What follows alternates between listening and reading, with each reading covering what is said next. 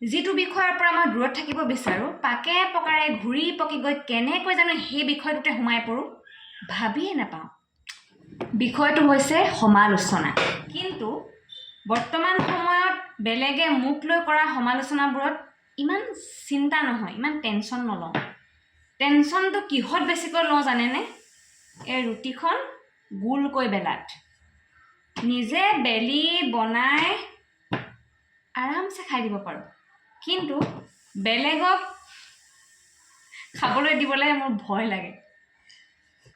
কি জানিবা তাতো আকৌ সমালোচনা কৰে কথাটো কিয় ক'লো জানেনে কাৰণ আজিৰ যুগত পৰচৰ্চা কৰিবলৈ কিবা বিষয়ৰ অভাৱ নাই বাৰু বাদ দিয়ক সেইবোৰ কথা এতিয়াই ভাবক মই যে ৰুটিটো বনালোঁ ৰুটি এতিয়া খাম কিহৰ লগত বিলাহী আলু আৰু দেখাই আছোঁ এইটো যে এইটো মই দেখিলেই কিবা নিচিনা লাগি যায় আনিলোগে হয় গোটেই হাড়দিখিনিয়ে বাছি বাছি দিলে হ'বলা আমাৰ ঘৰত যিদিনাখনেই ৰুটি খাম বুলি প্লেনিং কৰিব সেইদিনাখন মাংস থাকিবই যেন মাংসৰ বাহিৰে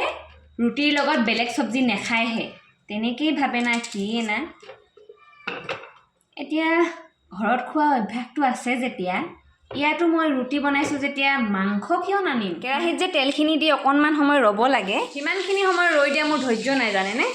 আৰু এইকণ সময়ে যেতিয়া মই ধৈৰ্য ধৰিব নোৱাৰোঁ ধৈৰ্যৰ ফল মিঠা বুলি ক'লেও মই ক'ত ধৰিব পাৰিম মানে ধৈৰ্যৰ কথা কৈছোঁ আচ্ছা আদা ৰচুন নিদিলে যিদৰে মাংস চব্জিখন বনালেও আধৰুৱা যেন লাগে ঠিক তেনেকৈ জীৱনত হাঁহি কান্দোন দুখ কষ্ট এইবোৰ নাথাকিলে अरे कहना क्या चाहते हो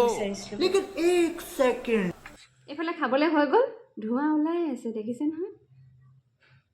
ইমান ধৈৰ্য নাই বাবা নমাইছোঁ লগালগ বাঢ়ি আনিছোঁ এতিয়া খাম আৰু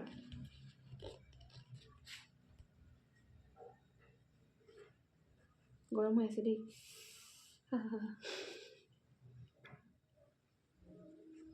মজা নিজে ৰান্ধিছোঁ খাবলৈ বেয়া হ'ব না